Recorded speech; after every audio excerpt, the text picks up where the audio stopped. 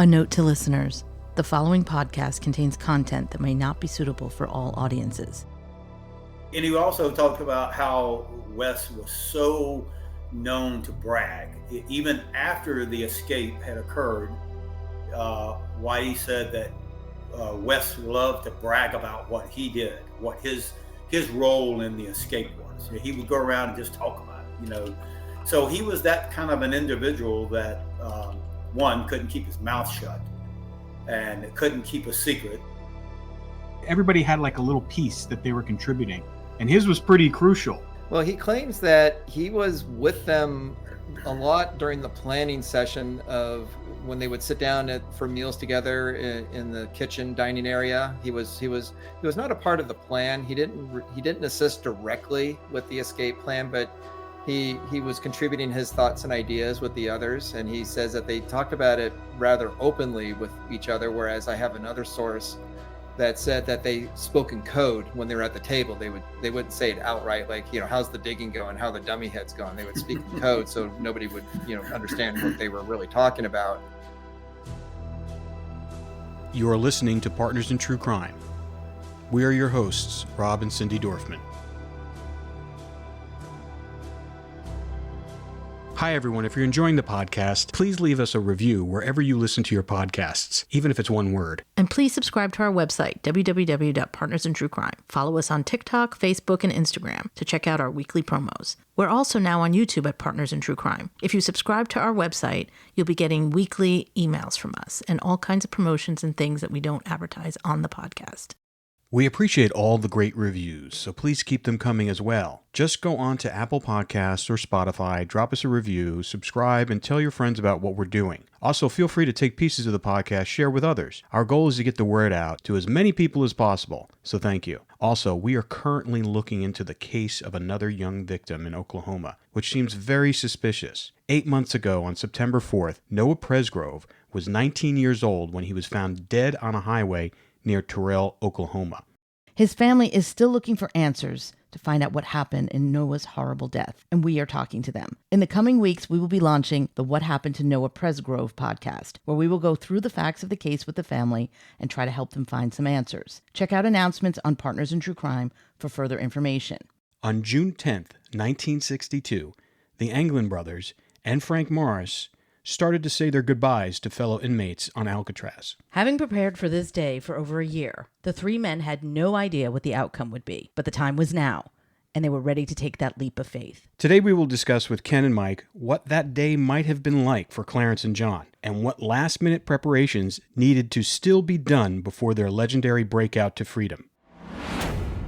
All right, so we're back with Ken and Mike. We are in the throes of the beginning of the escape from Alcatraz. We've heard a lot of stuff that they were talking about, the preparation, the Mickey Cohen connection. He's back there. It seems like everybody is in a line. They're working away, trying to get those bars off, and they're making their way through that one corridor, which is going to be their gateway off onto the roof. But what I wanted to talk to you guys a little bit about, because I was going over the book again this morning, and I always find every time I go back over it again, I always find new things, because after we talk about it and then we, and kind of like, wow, we didn't, we kind of brushed over that, but this is kind of interesting. And Alan West seems to be, he's almost perfectly written as kind of as an antagonist for them.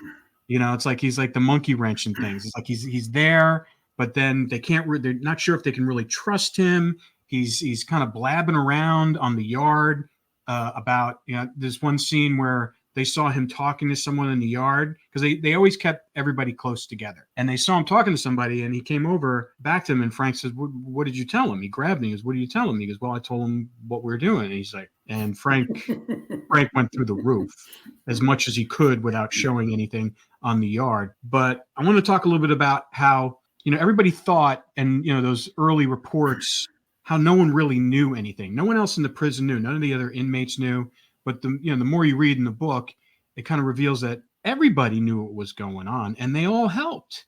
It was kind of like a communal thing that they were all in part on. We talked a little bit about Bumpy Johnson kind of wrangling all the black inmates, because there was that one situation. I want you to tell me a little bit about that situation when, and we may have talked about it, brushed it over a little bit earlier, when West was digging in his cell and the two black inmates were being escorted past his cell by guards, and they noticed he was digging, and they started kind of telling people. Tell us a little bit about that.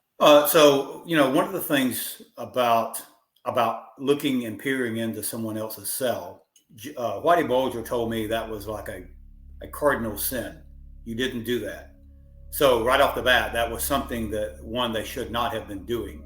When you walk by a cell, a man's privacy was something that was guarded there at the prison.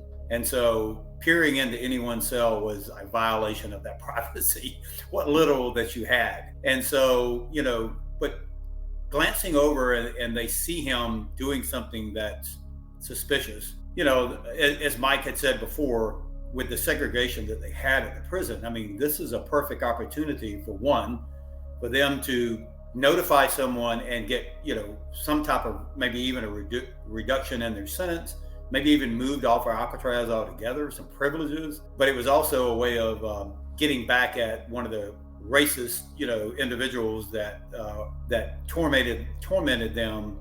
And so it was definitely a way for them to say, hey, we can screw you over now. We're about to pay you back for what you've been doing to us. Because Alan had a habit of antagonizing them, apparently. Oh yes. Even in some of the letters that Whitey wrote me, he talked about how much of a racist individual this guy was, and he also talked about how Wes was so known to brag.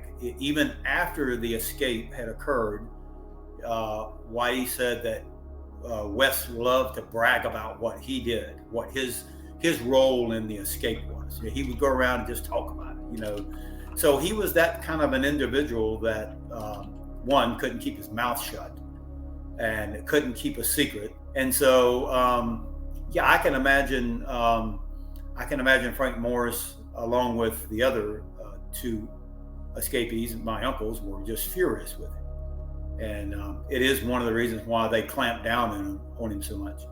And they warned him many times, you're not going anywhere without us. You're not going to speak to anyone without us. You go to the bathroom, we're with you. Basically, we're going to hold your hand the whole time. And I just want to add one more thing about Alan West. After Alcatraz closed in '63, he eventually finds his way to Florida State Prison. And in October of 1972, he fatally stabbed another prisoner over what they considered a racially motivated incident. So, that's the kind of volatility that Alan West had, that he murdered somebody because of race. Now, he later died of, I think it was acute appendicitis, so he didn't live I think he was 47 or 49 when he died. But so that's what they had to contend with back in, in 62 when they were planning their escape, that West could be triggered very easily. And he was very volatile, and Whitey had nothing good to say about him. He didn't trust him. He didn't think much of him. He thought he was a coward. Yeah, it was all negative for Whitey Bulger. He was not a well-liked man, but he was indispensable in the escape. We have to give him the proper recognition for what he did do. He did make painting the top of the cell block, which we talked in the previous episode, possible because of his ability to do general work around the prison. He was the one that found the files and the saw blades that really launched the escape and the escape plan in earnest. And he did watch for the guards when Frank Morris was doing his part of the digging, his part of the preparation. So without West, the escape wouldn't have happened. So he was needed, despite his obvious flaws and problems that they had to deal with along the way. It sounds like the entire inmates, everybody, because there's a lot of sections of the book where a lot of other inmates were contributing to this escape and the preparation of it. I mean, there was this one section where I guess a Robert Scheibling. Mm-hmm. I'm not sure if I'm pronouncing his name correctly. Robert Scheibling. Yeah, tell me a little about him, because I was fascinated about how he was contributing, and everybody had like a little piece that they were contributing, and his was pretty crucial. Well, he claims that he was with them a lot during the planning session of when they would sit down for meals together in the kitchen dining area. He was not a part of the plan. He didn't assist directly with the escape plan, but he was contributing his thoughts and ideas with the others. And he says that they talked about it rather openly with each other. Whereas I have another source that said that they spoke in code when they were at the table. They wouldn't say it outright, like, how's the digging going? How the dummy head's going? They would speak in code. So nobody would, understand what they were really talking about. So something was said at the tables, and he claimed to be a part of that. But his more direct contribution was he knew that, that in the local newspaper, the San Francisco Chronicle, that they used to have the tide reports in the paper because, San Francisco Bay, there's a lot of fishing, fishermen, a lot of recreational types of activities on the water. So the locals need to know what the tides are like and what the conditions and the weather and so forth. So the Chronicle would put that in the paper. Well, one of the things he claimed was that newspapers were not supposed to be in the exercise yard. That was forbidden because the prison really monitored what the inmates knew of the outside world. They had the radios in their cells where they can listen to music. And that was pretty much it. They didn't have access to news, and they didn't have local newspapers available to them. They had magazines that they can get, which you might indirectly get some information on the outside, and letters from home, of course, but not a lot. So he was aware of one guard who would have his lunch in the yard, and he would leave his paper behind. He wouldn't bring it with him, which he should have done. And so Robert would go when no one was looking, he'd grab the paper, and then he said that he fed that information to John about what the tides were like, so that on the night of the escape, they knew what the conditions were supposed to be. So that was one of his contributions to the escape. Yeah.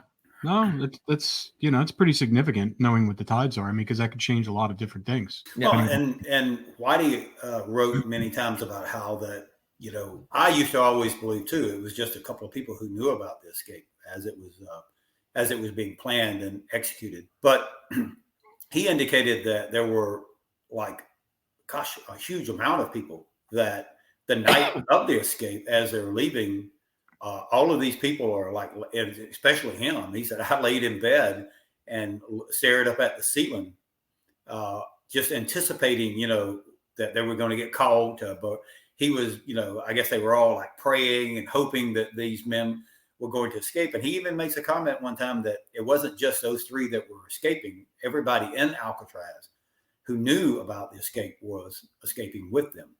So it was a big participation as far as knowledge wise.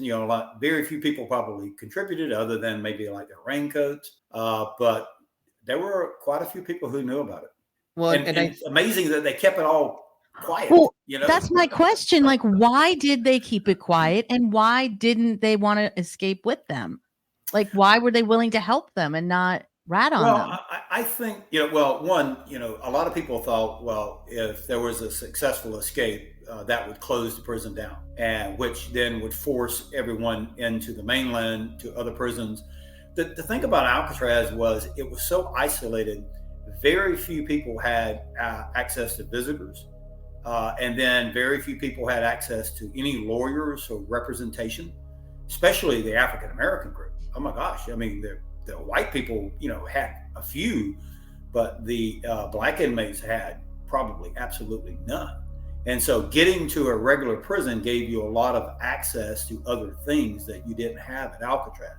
And so I actually kind of believe that they thought, oh, well, this is going to close the prison down, even though they probably didn't know it was already in the works anyway. It was going to be shut down, I believe, regardless, even if the escape never happened. But I believe that they were really, like Whitey said, it wasn't like just the three of them getting off. It was everyone looking into the future going, we're all going to get off this island, if we can have a successful escape. Because to be honest with you, not everybody can go, right? I mean, if everybody walked out of their cell, right, that's not going to be a successful escape. So, they saw down the future what they thought what they were going to get out of it.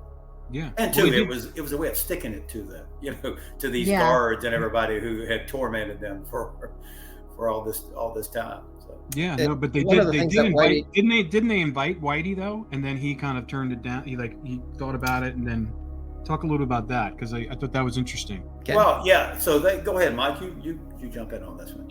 Well, he he was a part of the planning. We talked previously about, helping them with getting acclimatized to the cold. He taught them about, the tricks of using their towels at night and laying on the cement floors, and getting used to the cold water. We talked about how about the importance of creating the wetsuits, how to breathe and swim in the water. If you're in the water, how you don't panic, and just ways that you work with the water, because he was a scuba diver, he was a licensed scuba diver. He helped them get supplies and materials. He watched, he kind of watched their backs to make sure there was no trouble coming their way. Like in the Clint Eastwood movie, there's a scene, it's a fictitious scene, but this one of the inmates is going after Frank Morris, and one of the inmates saying, "Hey, so-and-so is coming after you, get ready." And, he almost gets knifed to death. But so other inmates had to watch each other's backs, because you can't know everything. So he was part of the inner circle of what was happening. He was fully aware of the escape. And one of the things I was going to mention was the night of the escape, when they're on the roof, they take off, or they push off the lid that's over the top of the vent on the roof, and it makes a large thud on the roof. And then the seagulls that are there start flying away. They start squawking, making noise. If you've heard seagulls, they can be pretty loud, and especially at nighttime when it's quiet. It's really loud. And so Whitey said he and other inmates who were listening, who were waiting to see what was going to happen, start banging on their cells and banging on their beds to make noise to distract the guards from, investigating what that noise was. And it wasn't just Whitey. He said other inmates were doing that too. So they were also aware and also listening for what was happening. And one inmate even said that's when he thought they got caught. Then when he heard the thud, that was it. The escape's over. And he was very worried that, or they could have been shot possibly, for trying to escape. So yeah, a lot of inmates were involved. But for Whitey, I think he just kind of did the math in his head, and he said, the chances of success are very slim. If we are caught outside, if the guards see us trying to escape, orders of shoot to kill. And I think he thought he'd have a better chance trying to pursue other means of escape. Ken had talked about this in a few episodes ago when Whitey was in Georgia. He tried to escape from Georgia federal prison and was caught. And that's what sent him to Alcatraz, he and Frank Morris. So Whitey did have a desire to escape, but I think he thought the odds were too high, and he just decided, I'm not going to risk it. I'll help you guys every way I can. I'm not going to go with you. Well, and two, you have to think about, this was not a one-man operation. So if you invited Whitey, then you also had to have someone that was next to him that could watch while he was digging. So now it's not just Whitey, it's whoever else is beside him. And two, I don't even believe he was even in that same area that they were in. So in order for him, even after he got out of his cell, or dug out the back, if he was involved, it was going to go with him, they had somehow were going to have to get him his head, right, to stick in his bed. I mean, John and Clarence are the ones who made all the heads. So, logistically, it wasn't really feasible for him to go. But he also mentioned, just as Mike said, he didn't hold a lot of success for it. Even a lot of the prisoners didn't think that it was a doable thing. And I believe that, and that's probably true up front, because as they're preparing to dig through their holes, the original plan, and I still believe the original plan that they thought that they were going to be doing, was they were going to create a raft, which was the one they left behind, the original one. And the plan was to go down to the water and try to make it over to Angel Island. And then from there, steal a car and try to make it up to the Canadian border. And so a lot of people probably didn't think that was a doable, scenario. I mean, it was just too many things but then once, you have Mickey Cohen and you have some other changes to the plan that occur, I'm sure that like Whitey and some of the other people thought, this is probably a doable thing after all, because now we have help on the outside. Well, that's my next question. Why was Mickey Cohen so willing to help them? I have really, I know, but we didn't. Yeah, we ended it on I really thought about why he was motivated to help the John and Clarence and Frank Morris. To my knowledge, he never even had met Frank Morris before. We do have a lot of circumstantial evidence that he had definitely met the Anglin brothers before, and that he was involved, or they were going to be involved, with his drug operation that was coming out of Mexico and out of South America. I really believe he was motivated for other reasons than just helping John and Clarence. I go back to and I talked about this last night in a book signing that I was doing. Someone asked me this very question: why would Mickey Cohen be involved in this? And you have to kind of go back and look at, well, when he bonds out, why in the world would the Chief Justice of the Supreme Court, why would someone at that level sign a bond for someone to get out of prison? I just couldn't fathom, and I started kind of thinking, so if the Kennedys actually are the ones who put him into Alcatraz, and his lawyer had gone to a federal judge, in San Francisco, local federal judge, and he's the one who signs the bond. Well, if the Kennedys didn't like what just occurred, they could have appealed the case, and which meant that Mickey would have stayed in Alcatraz. And it would have got appealed and appealed and appealed until it eventually makes its way all the way up to the Supreme Court, if it ever went that far. But when you involve the Supreme Court at the very beginning, there are no appeals. There's no, where are you going to go? So once the Chief Justice is the one who signs this, that's case closed for him getting out. And I still can't wrap my head around, why would he be involved in wanting to help a convicted criminal get out of prison? Well, I think maybe they could have got him out. Maybe they were trying to flip him or get information from him, because he was a wealth of information. They only had him in there for tax evasion. Right. Maybe they, his lawyer cut him a deal saying, hey, listen, maybe he's can give them some information, or the FBI or the Kennedys thought, well, he's a valuable asset to us. Right.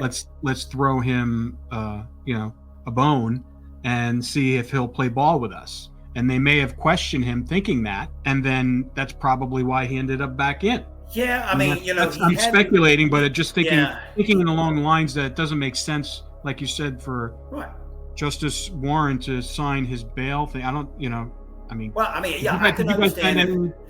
If they went to a local federal judge and he's the one who signs it, and they're going to, work with them, but is it possible that maybe they were doing this and he was doing them a favor? Was it something that they wanted him to do? And you ask yourself, okay, if he knew he was going to be coming back, why did he come back? Why would you not just take the advice that Whitey Bulger gave him and said he had the perfect opportunity to flee the country. He could have took any cash that he had with him or had it transferred down, but he could have fled the country. He could have gone into Brazil, just as Whitey Bulger told him to do, and he could have lived the rest of his life there and probably, continued on whatever he was doing. So I still believe there was more to the story than what you're reading in the FBI files about why he got out and why he came back. He did undoubtedly have a motive to help them. One of the things that really struck me kind of odd was that as soon as Mickey Cohen shows up to Alcatraz, Clarence writes a very strange letter to his family, and we have the letter. Now they've only been gone in prison for maybe 3, maybe pushing 4 years, not quite 4 at that time, maybe 3. And Clarence writes home and asks his mom to send him a picture of the house. Yeah. And in the letter he states, when me and John gets out, we're afraid we won't be able to recognize the house.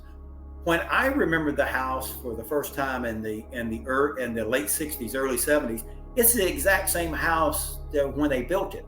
These people had no money to remodel their house on a yearly basis. Why in the world would Clarence need a photo of the house? And then that photo is not listed as being in all of the photos and the letters that were left behind that they, lost in the pouch. That's one of the photos that's not there. So what happened to that photo? Where did it go? Yeah. Why did Mickey Cohen take it with him? Mm-hmm. If it wasn't to go down and to meet with with Robert Anglin or Uncle Man, or either he had someone else go there. I mean, if you were going to go meet with someone that you had never been to their house before, would you not want to make sure you were at the correct house? Sure. Especially in something like this. Exactly. You don't want to be knocking on the wrong door. I mean, he was motivated to help the Anglin brothers either because of their past relationship, or he saw that there was something that was being promised to him. One of the things he loved more than anything, and Mike can attest to this, was his girlfriend Candy Barr. I mean, he did everything he could to try to win her over, try to marry her. She wouldn't do it. When she was up on drug charges, he hides her out in Mexico at his farm, gives her money, gives her a new ID. I mean, he just loved this lady to death. Is it possibility that there was something promised? Because she did get pardoned in the end. The governor of Texas does pardon her. Right. And I always thought that was suspicious. Like, why did Yes. they pardon her? So maybe he did. I mean, make a deal. If he agreed to do some things and he got this in return, I mean, I don't believe that if he got out and it was just solely by luck, that he would have waited around to go back to prison. I mean, any person in his position, I personally believe he would have fled the country. But there was a reason why he wasn't doing it.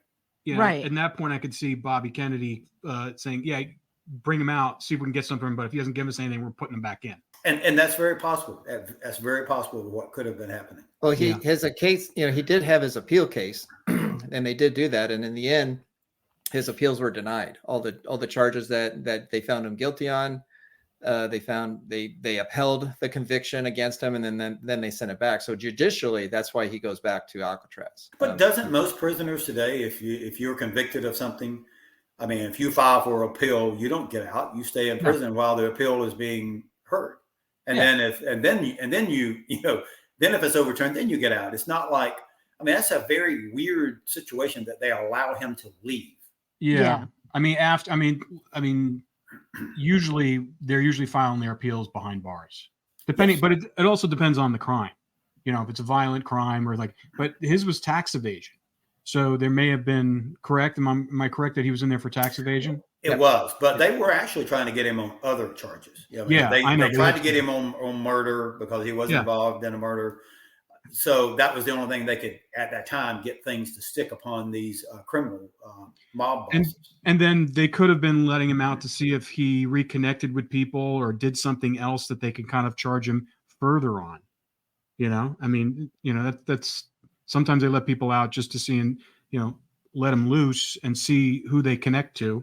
They follow him. I'm sure they were surveilling him to a degree. Well, either Mickey Cohen himself, or he had someone who went to Uncle Man in Ruskin that made contact with him, because, later on in the story, we'll eventually get to it when we get to Alfred. Uncle Man is the one who tells Alfred that Mickey Cohen is the one who set this up. And you go, okay, Uncle Man is someone who lives in a rural city in Ruskin, Florida, that has no contact with anybody. How did he know Mickey Cohen? I mean, why would he have even said that name? Right. That's the thing. He wouldn't. No, that doesn't make any sense. He would not have said that. No. And so it definitely transpired, because even after Mickey comes back, after being gone for 7 months, we talked about this in one of the other interviews, podcasts, the whole plan changes. It goes into this retro fast mode. We can't use the raft that we had. We now need this new raft. And so it was even Wes talks about, there was they made a new raft because John decided this one wasn't going to work. And so, you see this fast-paced process that occurs, and then all of a sudden the escape occurs just weeks after Mickey Cohen returns to Alcatraz. Yeah. So to me, you cannot make me believe that's a coincidence. Skeptical about custom beauty? I get it. My feed is flooded with customize this, personalize that. Everybody's promising to fix my split ends, my dry skin, and my fine lines. And you know that all these products I buy, none of them have worked. Lots of products she buys. But now I'm so excited because I get to share this with you guys. We have partnered with pros, and when they say custom, they actually mean it. It's not a gimmick. Your formula does not exist without you. And each and every bottle of Pros custom hair and skincare is made to order, personalized with a unique blend of naturally powerful and proven effective ingredients to meet your needs. They have this in-depth consultation that analyzes 80 factors for a complete view of you, your life, and your beauty goals. Wow, that's a lot. And they get personal. Pros gets to the root of the problem. They cover everything from your diet, concerns, to exercise and stress to uncover what's impacting your hair and skin health. I love the fact that they even asked me for my zip code to assess the hard water, because that's a terrible problem in my neighborhood. And how, oh my God. Hard water. Right? We have really bad hard water. Really bad. So, and then they also tell you how this impacts my hair and my skin. And then they recommend an entire routine of truly personalized products that were not created until after I placed my order. So there's nothing pre-mixed, nothing off the shelf. And I know this from experience that their one-of-a-kind formulas equal 1 in a million results. Since I switched to Pros, my hair is shinier, stronger, fuller, and my skin is not dry. And I live in the desert. And everyone is noticing. Yep, I noticed. You look fantastic. Thank I you. can definitely see how Cindy's hair has grown so much since she has been using Pros. But don't just take our word for it. In a third-party, double-blind, dermatologist-supervised controlled clinical study, the gold standard in research studies, Pros proved personalized works better than off-the-shelf alternatives. Try it for yourself and get the healthiest hair in 30 days or your money back. Pros is so confident that you'll love the results that they're offering our listeners an exclusive trial offer so you can see the difference custom care can make. You gotta try it. 50% off your first subscription order at pros.com/PITC. That's pros.com/PITC for your free consultation and 50% off your one-of-a-kind formula. Pros.com/PITC. No, I don't think there are any coincidences with it. There's too many balls in the air there. Yeah. I think, and they're all planners. They're all planners. All these guys are planners. Criminals like this, like, organized crime guys. You had your brother, your uncles. They've been scheming and planning ever since they were kids. So they always had a plan, and I thought that was really interesting. And then, like, even when they designed the heads, they gave them different names. Yes, Talk a little bit about that, and there were names that only they would know. Well, there was. They all had meanings behind them. Yes. Well, one of the things that Uncle Man did talk about one time to a skip tracer, which I never really knew what a skip tracer was. Well, I'll get that out in a minute. But for some reason, he gave this interview, which he talks about how the brothers, as they grew up, were he called them as thick as thieves. They were very close. They had secret codes that they used between each other.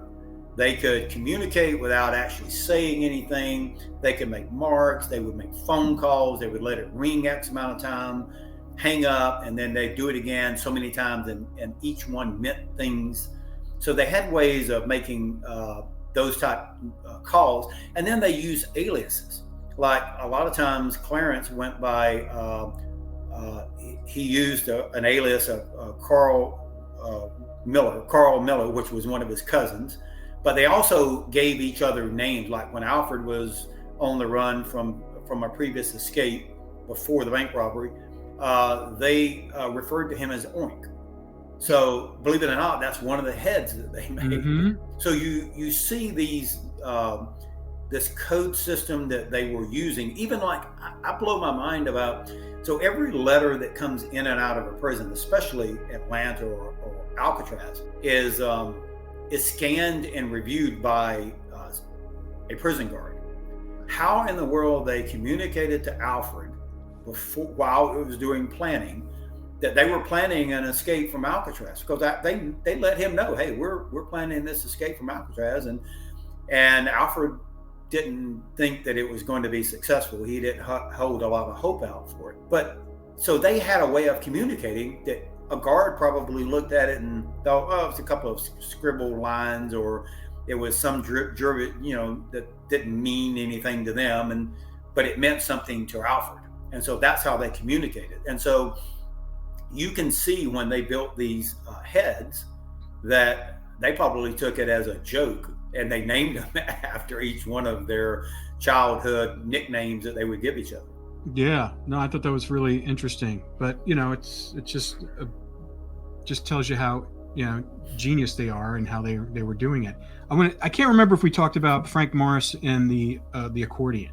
Did we talk about that yet? Because I thought that was an interesting story, and why because as you guys were telling us, they would kind of plan their digging around the music time when the other inmates were playing their instruments or whatever, harmonica, guitars, and all that kind of stuff. And obviously we all know now that the inmates were in on it, and they would be doing this so these guys could do it to run cover for sound.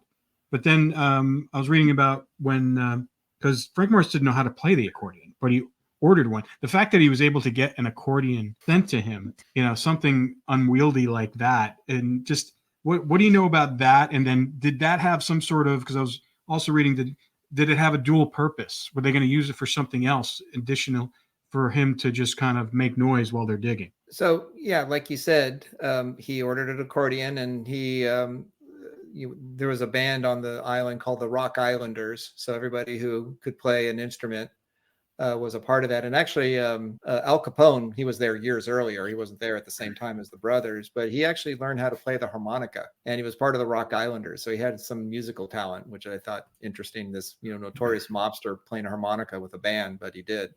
But for Frank Morris, yeah, he sort of self-taught to play the accordion. And later on, when the escape happens, he had also ordered a concertina. And a concertina is, it's the handheld version of an accordion. You pull it back, you go back and forth, and you make music. It's a bellow system, just like an accordion. And I suspect what he did was that he ordered the accordion first because of the bellows. And the reason the bellows are important because it pumps air. That's how the accordion or concertina works. Well, when they needed it for the raft, because when they got to the water's edge, they needed to inflate that raft as quickly as possible. Because the longer they're sitting there at the water's edge, the more likely they're going to get spotted by a guard and then possibly get shot at. Or if they know they're trying to escape, call out the boats, and the boats come and pick them up, and then the escape's over. So I think for Morris, I suspect that he was initially starting with the accordion, because that's more commonly known as a musical instrument. But then he realized how unwieldy it is. These things are big and heavy and clunky and hard to move. Huge. And if you're trying to, hop over fences and run down hills, and, this thing is not going to work with you very well. So somehow later he understands what a concertina is. So he uses the accordion just under the premise of, I'm learning how to play music with everyone else. So it sort of establishes his desire to learn how to play an instrument. And then later when he had the concertina, well, then it's like, it's just smaller and it's essentially the same thing. Well, the concertina is a much better instrument to use for inflating purposes. So when they got to the water's edge, after they had broken out of the prison, they had converted it into a pump. So they're pushing with the concertina, and they're inflating the raft very quickly, much faster than if they had just used, their mouths to blow it open like a balloon kind of a thing. It would have taken a lot longer. And so, because the concertina, they left it behind. They didn't need it after they had used it for the raft. And so it became a tool for them to get to the boat as quickly as they possibly could. So that's the purpose that it served. Yeah, no, I thought that was genius. And if you look at those pumps that you have for like the rafts now, they kind of look like a little concertina. The ones you just put your foot on. Yeah, right. Like, and that's exactly the principle is exact. So again, they were planners. They were thinking that a musical instrument that no one would think twice about. That the inmates were encouraged to learn how to play an instrument as sort of a pacification process of, we'll let you play at this time of the day for several hours. And so he first the accordion, then later the concertina. They wouldn't even think twice about it. It's like, oh, great, you're playing an instrument, good. Not realizing that this is a tool for escape. So it's the same way with the paintings, that John and Clarence did. They order art supplies, and they're now in their cells painting. John's painting his girlfriend and her sister, Clarence is painting a rock scene with water crashing on it, and they're using that as a ruse to get the paint, and they're at the same time painting the dummy heads. John's figuring out the flesh tone paint colors that he needs, which he paints around for the face, and now he's painting that onto the dummy heads. So they're planning as they're doing these activities that to a guard as they're walking by, they're thinking, oh, John's learning how to paint. And that was something that even Warden Blackwell, when they do send the paintings home to their mom and dad, he comments on how great of a painter, an artist that John was. He's like, oh, he was really good. It's like, okay, he was very good at fooling you and then believing that he was painting his girlfriends, and because he missed her and what she did, but he was using that as a way to get paint. Cool. All right. So what I want to do now is I want to go to the morning of June 11th, 1962, and we won't get through all of it, but I want to start kind of doing a timeline, because I think we've set up, and this is episode what? 9 that we're on now, and I think we've set up the stage for all this, and I want to kind of get into the beat by beat of that day. Okay. So let's talk a little bit about what happened on the morning of June, if you know this, June 11th, 1962, leading up to what they had to do and what they were planning, all the things they did in order to get themselves out of the prison on that shoreline, and waiting, and all the stuff that they were seeing, as far as not even sure if there's going to be a boat out there, because they had doubts that the boat. John was the only one who was convinced the boat was going to be there. Frank wasn't sure if it was going to be there. Clarence, I'm sure, was with John and believed in John. But let's just go from that morning and what happened, and take us through it and see how far we can get. Well, I can definitely believe that John and Clarence had a lot of faith in Mickey Cohen.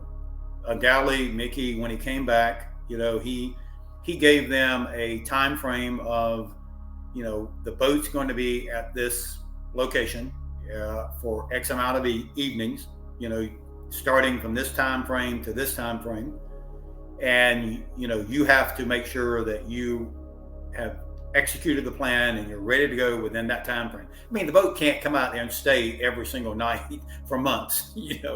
That would definitely have been too suspicious. Someone would have eventually spotted it and questioned why this boat's out there every evening. That morning, I believe that when they got up that morning, they knew that was the day for some reason. Like I said, there's a short time frame. They might have had 3 days at the max, maybe even 2 days. I just want to jump in here real quick. Okay. Robert Scheiblein, we just talked about him a few moments ago. He does recount that what the brothers, because June 11th is a Monday, and Robert Scheiblein said, and when the inmates were in the exercise yard, they only did it on the weekends. It was during the week, they were not in the exercise yard unless it was like a holiday, like the 4th of July or Memorial Day or something, for a special day. Otherwise, it was you didn't go out until only Saturday and Sunday. So Robert Scheiblein said that on Saturday and Sunday, the weekend, that they were saying their goodbyes, and him being one of them, because he was privy to their plans, according to him. And so they knew that that time was coming, and so they wanted to let them know, for those that they trusted, we're leaving on Monday. We're going out. We're getting out. So they did have that information, and they did pass it along to the inmates, and he being one of them. So they were fully aware of, like Ken said, after Mickey Cohen comes back, everything is kind of firmed. The plans are firmed up. They have the timeline. One of the things that the boat would do to draw attention to itself was it was like a fishing type boat. So the lights would go on for a moment, and then the lights would go dark, and a few minutes later they'd go on. So they weren't like constantly shining the lights, but enough where it would attract attention, but not too much attention. It was kind of trying to walk in that tightrope of, we're here, but we don't want to be too obvious about it, so that the Coast Guard investigates or something. So yeah, they were definitely telling the inmates that they were going to go out very, very soon. So. Well, and two, so you're thinking, as Mike said, it occurs on a Monday. The day before, which is Sunday, they're allowed into the yard. they're setting up on those steps, which we have a picture, believe it or not, in April with. I believe that's them, that you can see the very highest point. Me and Mike have actually set at that point, and you can see perfectly over into the bay, and you can see Marina Green. And so you can see the marina, and I mean, who's to say it's very possible that the boat that they were going to get on was actually kind of, motoring around out there. I mean, they could have actually seen it along with Mickey Cohen at that time. He's still there now. He is there. And it could have been a confirmation. Okay, the boat is there. It's going to be there, tonight, and it's going to be there tomorrow night and one more night. I mean, who knows how many nights it was there. But I do believe that it was something that they could only do for a short period of time. And so, yeah, I could see where they said their goodbyes, like Mike said, they were saying their goodbyes to everybody. But when they wake up on Monday morning, I can almost, the anticipation is their adrenaline is probably already started pumping right then. It would be in me. I would be anticipating, all the final preparations that I had to do. And that's why it's always dumbfounded me why Wes would wait until the last minute to make sure he could get out of his cell. I mean, he had a head that was behind his wall that he could have easily, and he also had a fake grill that was waiting there. So he could have easily gone out anytime. He didn't have to wait until that night to go, okay, I've got this one little section that I think I can easily knock out, Well, and I just want to jump in one thing just to clarify. For John and Clarence and Morris, they dug out of the back of their cell weeks before the escape, and they would be on top of the cell block to do, all their preparations. Well, Wes didn't do that. He dug up to a certain point, and then on April 25th, that's when he stopped digging, thinking, well, I'll finish the rest, when I need to get out. And the reason he did that was because he was working on top of the cell block, painting and doing maintenance work on top of there. That's when he was doing his preparation parts of the escape. One of his jobs was, for example, the paddles, the wood paddles, one of them being found after the escape floating in the water. That was one of the things that he did. And probably also help, with the rafts that were being constructed. He would do it during the working hours. So he didn't have to do it at nighttime like the brothers did and Frank Morris did. So he could stop. You almost would have thought he would have wanted to make sure that you could get out of the cell. It's like, do you really want to, and because it played out to be true according to Wes, right? He tries to finish it at the last moment and he couldn't get out. So it's almost kind of like, would you really chance that? I mean, you prepared everything else. Mm-hmm. Are you really going to wait till the last minute to see whether or not you can get out of your cell? I mean, unless they didn't tell him the day that they were leaving. I still believe based upon the way Frank didn't tell him. Based upon the way Frank felt about him, I think that that's a plausible thing, because I don't think he didn't like him. He didn't trust him. Well, and clearly he didn't know about some of the items that they used in the escape. As I don't want to jump too far ahead because I want us to kind of talk about it as we go through, and we'll eventually get to it, and I'll explain what I'm saying. But I can almost prove that he was never going to go to begin with, and he was never a part of that last piece. And as we get into more, I'll tell you why when we get to that point. But as far as that morning, oh my gosh, can you imagine the excitement that they were sitting here going, okay, we've got to make sure everything is in order, So as like Mike said, Wes has access to the top. So I'm sure he's probably getting prepared for everything. And I can just imagine how they felt that day, And a strange thing happens that very day too, that very few people, and we didn't even know until in 2012 when we were out for the 50th anniversary and we were working with the marshal. My grandmother on June the 11th wrote a letter to Clarence, the very last letter to ever be written to one of her sons. She, for some reason, decides to write him a letter. It's dated June the 11th, 1962. She mails it, and it's postmarked at the Tampa, post office that night at 8:00. They're, of course, in the water by that time. By the time the letter actually reaches, Alcatraz, they're long gone. But here she is writing her son on the day that they're getting ready to leave. How crazy is that? That's crazy. But mother's intuition, she might have felt something. I guess. She might have felt the crazy something. thing is no one knew that it ever happened, because none of the letters were ever sent back to the family, including that one. Okay. So we didn't know about it until 2012, when we're getting ready to go to the island, and we're meeting with U.S. Marshal Dykes at the time. And he says, I want to, give y'all something I bet y'all probably never knew even existed. And so he pulls out, not their original for some reason, he gives us a photocopy. He had scanned it. He scanned the letter in, and he also scanned the envelope that it was mailed in. And so you can, we have it. You can see when it was postmarked and everything, and then read the letter. But for some reason, no one even knew that had occurred. That's the first time we ever found out, was in 2012, that she wrote a letter. What did the letter say? What did the letter say? It was a general type letter about, how are you doing? We miss you. It did talk about, believe it or not, this is kind of a really strange, about his youngest sister, who was getting married, who at the time was out in San Francisco participating in the escape. And she, in the letter, it was talking about she was going to be getting married that Saturday. So after the escape, she had to go all the way back to Ruskin to get married that Saturday evening at the house. And so it was a very interesting, cordial type kind of letter that she typically would write her children. But it was the only letter we've ever been able to read that came from a family member to them.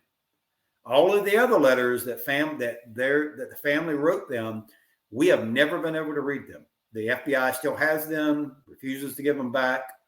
We only were allowed to read this one letter. So I can't even imagine what the other letters sounded like, but it probably sounded a lot like what she wrote in that last letter. Did you guys? I would imagine you guys did a FOIA request and they denied it. Well, they won't even talk to us about them. And in fact, the one time that I did get one of the U.S. Marshals to talk about it, he said, "Oh, well, we they've been misplaced and no one knows where they're at now." And I was like, "Okay, well then, how did you get this one? How did you make a copy of the one that you gave me in 2012 if you didn't know where they were at?" And they just refused to talk to us about it. So, and we've requested it from the FBI multiple times. Like I said, two congressmen, one senator, along with me, have written the FBI in Washington. They directed us to the field office in San Francisco.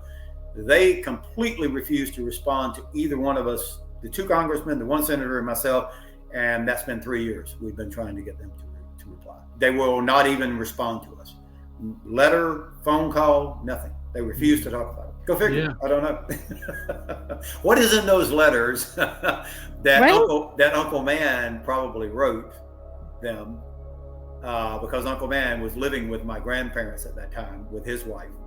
And my grandmother and grandfather could not read or write. So my Uncle Man's wife, Billy, is the one who wrote the letters for my grandmother. So every letter that she wrote it for her and mailed it. So there's no telling what Uncle Man told them in one of the letters. What if he had said, hey, we had a friend of yours, Mickey Cohen, show up at the house, or we had a friend of yours show. Who knows what could have been said that could back up what we're now telling right. you. So. Yeah, I mean, but this time, at this point, so many years after, I mean, maybe like Mike, you said at one point that the case is supposed to be kind of go completely off the charts, like what, in another 9 years? Yeah, when they turn 99, that's when the U.S. Marshals will close the case. So it's still an open investigation for the U.S. Marshals at this point. Yeah, and that's how they, so if they do have it, they're not going to give it to you. But I'm kind of like Mike, so why would they give us the paintings if those were involved in the escape? I mean, why would you give me those, but you turn around and say, well, we're not going to give you the letters nor the photos of all the family members because they're evidence. Evidence of what? Exactly. And then why wouldn't you give me the letter that my grandmother wrote, the last one, because clearly that came in after they escaped, right? So it couldn't have been part of the pouch, because there's no way it could have made it there in time, Right. Like overnight before they actually walked out the cells. So why are you keeping that letter? What is it about these letters that they do not want us to have? I mean, you can only question, why would you not want to give back personal items to the family? Because they don't have to. I mean, it's like we've FOIA request FBI files all the time, stuck with closed cases, cases that are cold that they're not investigating.